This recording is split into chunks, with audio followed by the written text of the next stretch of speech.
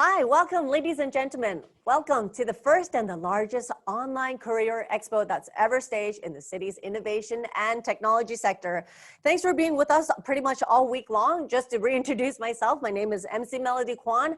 I just want to say it has been a very fruitful week. We've actually gone through a lot of webinars, very good content. We actually had very high participation that was coming like all week long. Now, before I go into anything, I just want to share some pretty impressive results that we got in terms of the traffic and everything. Now, let me give us everyone some numbers. Now, during the virtual career expo, since it went live on day one, has reported 190,000 page views. That's a lot. And 86% of that is actually from here in Hong Kong. And then we have 35,000 visitor flow, which 83% is also from Hong Kong. And in terms of talents, it's from 86 economies, demonstrating the strong interest that's among the talent in INT.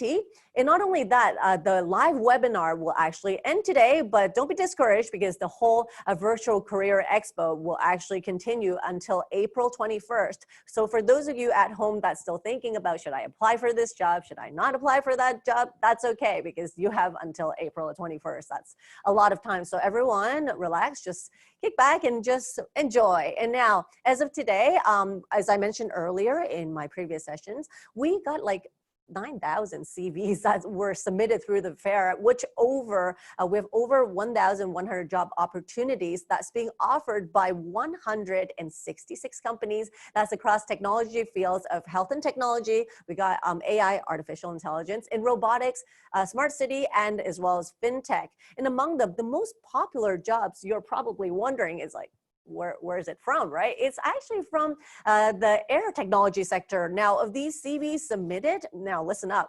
42% are actually postgrads, or at least with doctoral degrees and above, while 44% are from job seekers that's overseas. Quite the mix, right?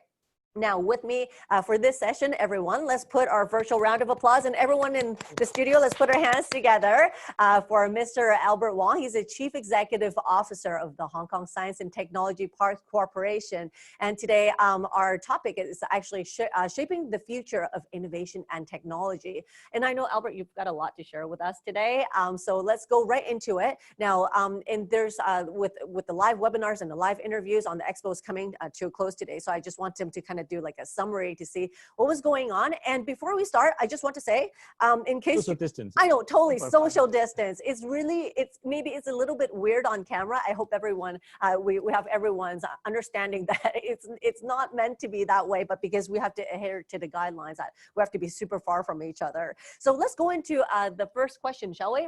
All right, now one thing that I had in mind for a very long time actually is for this Career Expo, I know there's a lot of likes on your social media as well. And I want to say congratulations on that. He's very, very active. And I want to know, like, do you actually get any like PMs? Do people private message you? And like, do they, because I'm sure everyone wants to talk to you to know more about, because you're the guy to go to. Yeah, well, right? Typically I don't get 100 likes in my social media. I'm an old man, but this time I did. I mean, actually some of the posting on my social media, I got quite a number of likes because you know, these are impressive numbers, 1,100 jobs that is available at this time of the situation. I think this is pretty impressive.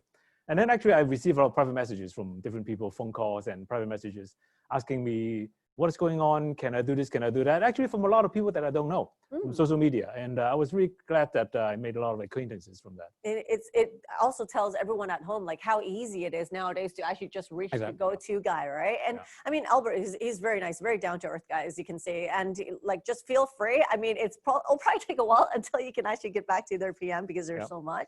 But yeah, but do reach out.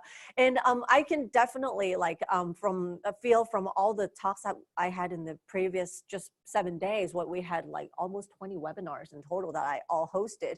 And one thing that I feel in common is actually that fire, that passion, that enthusiasm that they had, you know, the partner companies have, and the talents also from around the world. Now, can you actually like maybe tell us what are some of the benefits of entering the INT industry to some of these young talents? Actually, that's I think we are in the science park, and the jobs that we offer are innovation technology related.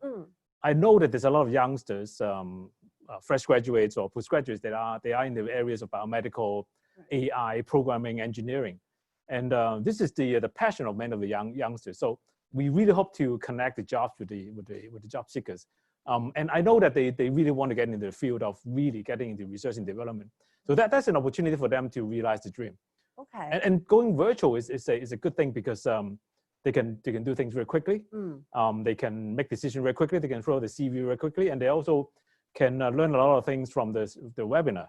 And I also did a MBA class online. And at the beginning, I thought this is kind of weird because I was speaking to a camera, but at that time we have something like 80 people on Zoom, right? And that was quite an experience because people shoot messages, shoot questions to me, right? So this is the kind of media that we're going to use more in the future. But in the future, we will definitely do the real in-person career expo, but we're going to do the virtual at the same time. Right. It's very effective. That's actually very interesting how you said that. Sorry, just to sidetrack a little bit. I actually made up a name that talks about that. I call it to the more extreme is when people have virtual stage fright, is when they don't know how to interact with audiences that they actually can't see, and all they have is just like a LOL. Melody, so just for information, so I have stage fright myself. No, I mean, seriously, yes, I did. And every time I go on stage, I have to be well prepared. I stage fright, and actually, the kind of stage fright in front of camera is different. Right. It is stage fright. Yeah, that's why I call it like virtual stage fright. People are like, what are you talking about? But that's a new term now for me. So now the second question is, what career prospects can these people anticipate? What we have on offer with the 1,100 jobs are almost all of them research and development related. And I want to qualify this message. It is research and development. We don't really employ a lot of scientists per se. What we look for are people who develop products, so research and development. There's a slight difference between the research and development part of it. Right. If you do the research, let's say you want to discover the next neutron or whatever, you go to the universities. Right. What we do is to make things happen, turn them into products, turn them into business opportunities. So this is what we do. So if you have a passion for making things work, realizing a business, or even doing investments, these are the research and development jobs that are available here. So it's more like how to turn it into a business, and also is the application of it. It is application. It is a little bit further away or downstream from the university discovery, the scientist part of it. The science is important, right? But how do you turn that science into the reality, into the material, is what we're going to do. Yeah, as I was saying in the previous conversations with the speakers in the webinars, because a lot of these things are just the tools. It's how you use that tool and how you can help people with the tools that's more important. Yeah. Now, but then the thing is now, from a citizen that's here in Hong Kong, like, do you think Hong Kong is really a place, like, honestly, for development of INT? Like, because there's places like nearby cities, there's which I call like also very developed in that sense, is like Shenzhen, and then we have Singapore. Yep. How do you think we stand? Well, I think that's a fair question. I am a Hong Kong born, educated, but before this job, I did not really spend much time in Hong Kong. I actually worked for a US company in overseas because there was not a lot of opportunity in technologies in the past. That was true. And I mean, those of us who have been around long enough remember the word low tech, high tech. Yeah. It was not even funny, but I wasn't impressed, and I spent most of my time working for multinational overseas. But I think we are trying to get back. I mean, we are kind of behind, but we have the basis. We have the strong universities. We have the government support. Right. We have the good financial market with the big market in front of us. And I think there's all kinds of things that are available in Hong Kong to catch up. And besides, I always say this, if you are doing let's say, a business model innovation, for example, you want to start open rice, for example. Right. You could probably do it in Shenzhen or Hangzhou or Singapore. But if you're doing biomedical, AI, robotics, fintech, you would do it in Hong Kong.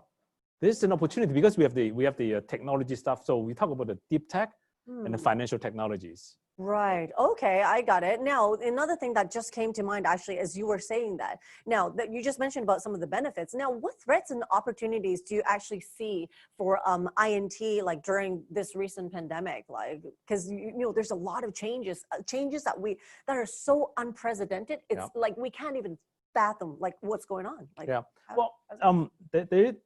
we have some companies in the science park that are really coming up with new ideas to help solve the problem. Right. Although we're not really just creating the next drug to solve the problem. we have new technologies that are being adopted. For example, the company called Companion, who is a science park startup, they are the one who created that app for the home tracking with the wrist. So that's the company that approached the government about a month ago, and now they are running the apps.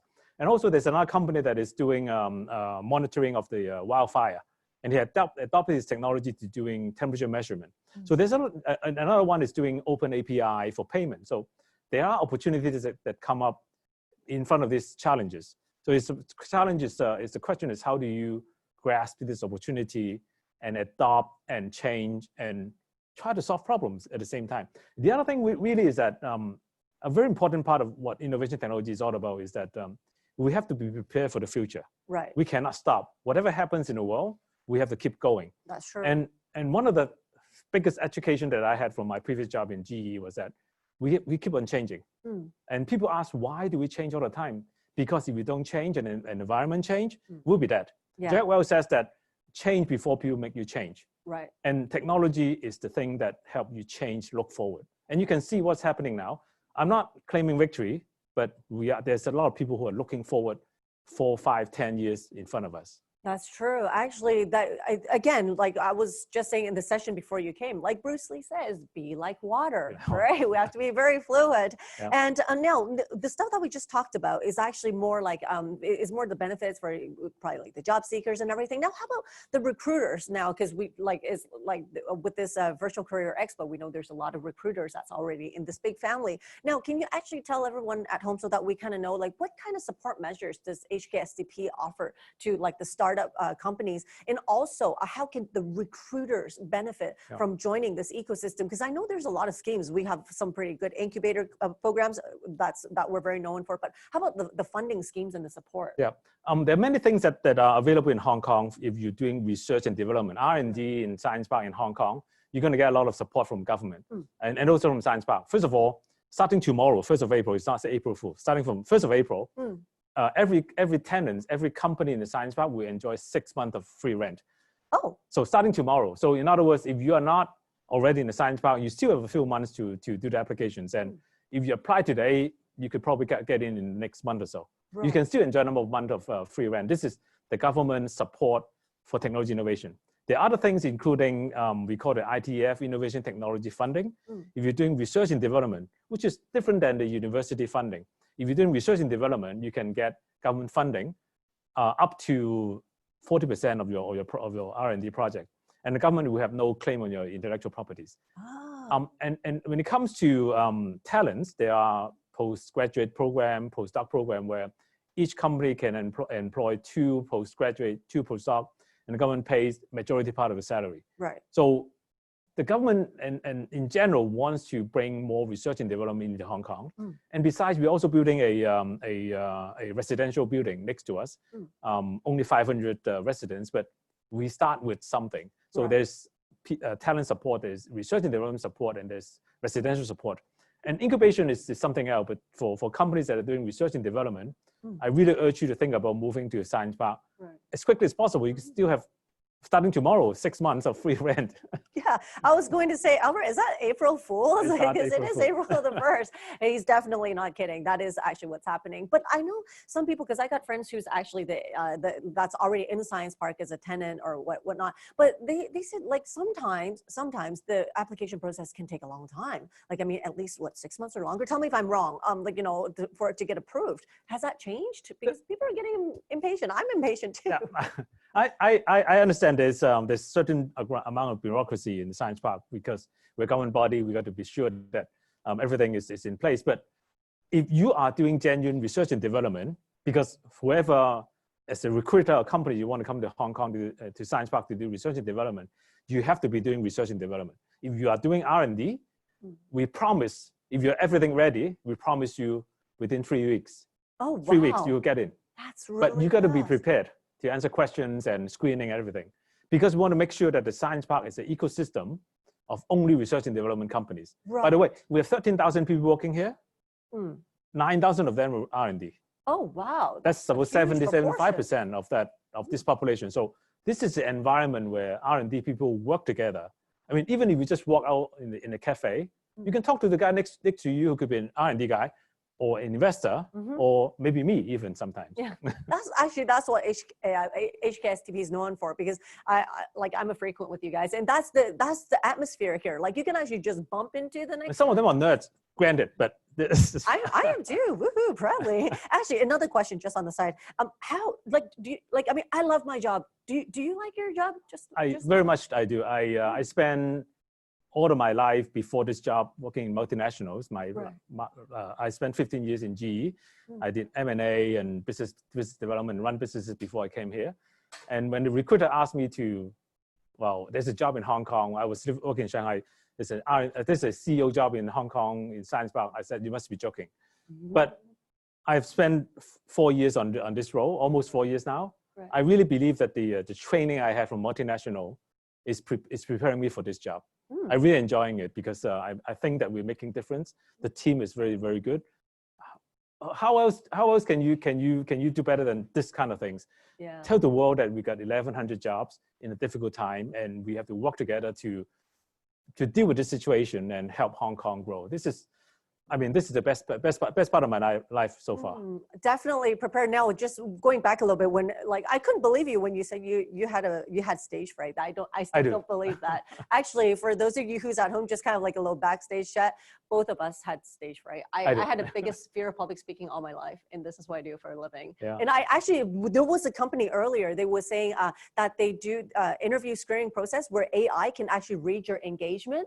I actually challenge those companies out there to actually take my job one day, because now my job is actually to buffer for audience engagement, to make sure that anyone that has virtual stage fright, that I can actually cover for them. If that AI ever comes out, yes, I'd be very happy to be out of work. I can tell you that there's the number of companies that can recognize your facial recognition and the speech, the way you speak it, and they can analyze it. Yeah, so I challenge, please do replace me one day, and I'll be so happy. Now, another thing is, I'll be happy for that technology to come out. But okay, now another thing is, let's take a look at some of the questions that we're having coming in, because there's so many questions that we have from our audience. Do you mind if you stay behind for a few more minutes? Yeah.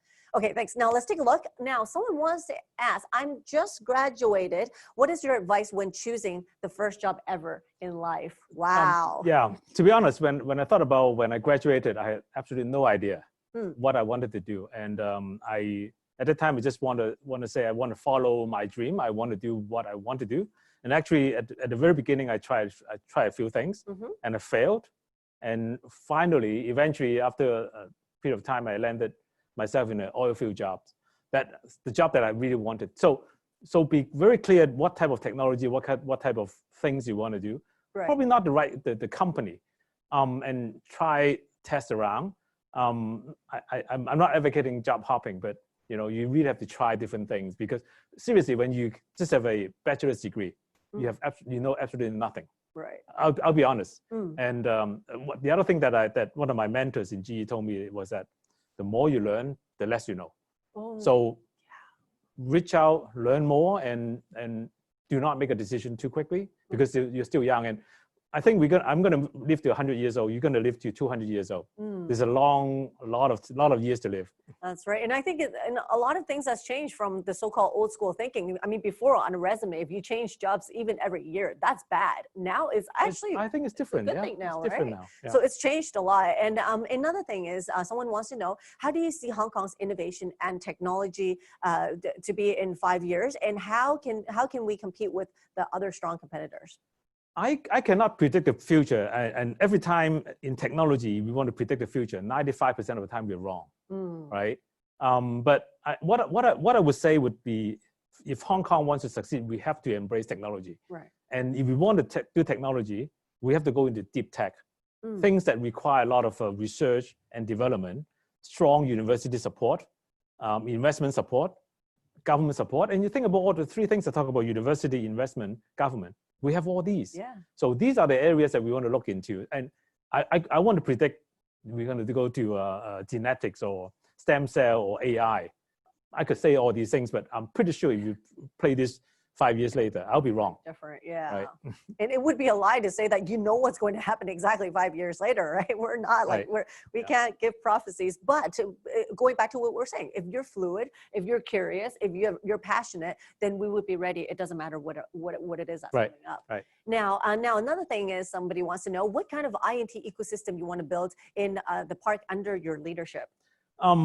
It's not just my leadership. I think this is what Hong Kong needs.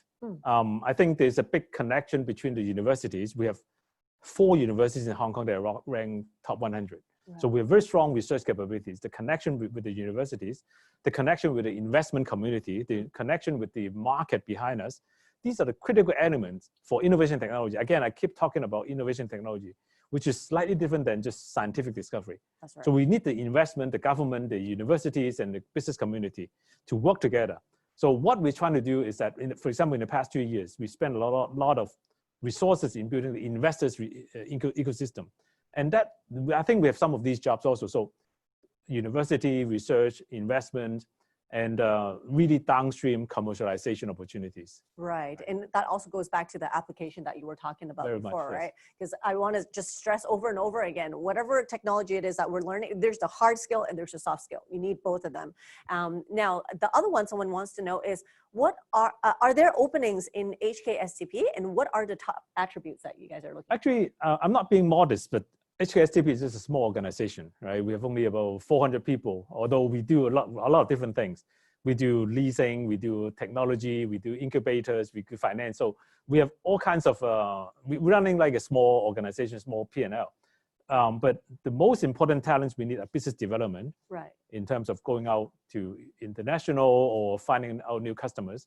But also, very importantly, because we need to qualify research and development. So we need experts on biomedical, AI, ICT, green tech material. So we need expertise in electronic, all these areas. What we're looking for in people working for our organization is that really, you have a passion for the future of Hong Kong.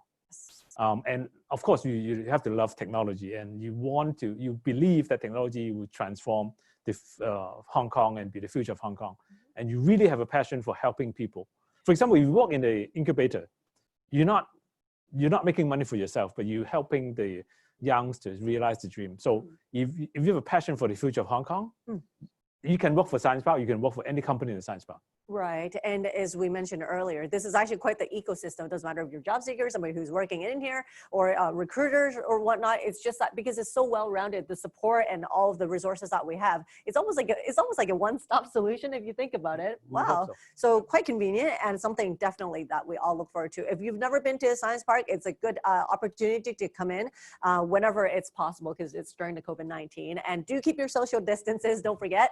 I just want to say thank you very much, Albert, for being with us. And everyone at home, don't forget, you can actually watch the playback if you actually came in the middle. We just covered some pretty important topics just in the last, 20 minutes. And also, just everyone, please listen up. Now, for the following 3 weeks, that is until April the 21st, all of our talents can actually continue your job search. As I mentioned earlier, the webinars are actually finished after right now, but the job search does not stop there. So if you need more time to actually make up your mind, you've still got another 3 weeks, and you guys can continue and exchange with park companies via messages and emails, and revisit our webinars. And of course, as we mentioned, you're very active on social media. So if you guys want to give me another like, if you want to hit up Albert, just give him a like and just message him. And lastly, don't forget to fill out our online survey. Head to the lobby, the virtual lobby, and you will see the word survey on the navigation bar. The first 500 participants will receive a Deliveroo coupon, and that's very thoughtful because I think we can all use Deliveroo right now. And your valuable feedback will help us improve our future events. And of course, as I mentioned throughout the event, if you have any inquiries, if you need any technical support, please don't hesitate to contact us at hksp@vfairs.com. That's spelled VFAIRS.com. Other than that, goodbye, everyone, and good luck in your job search at the Hong Kong Science Park Virtual Career Expo. Thank you again, Albert. We'll see you soon, everyone. Bye. Thank you.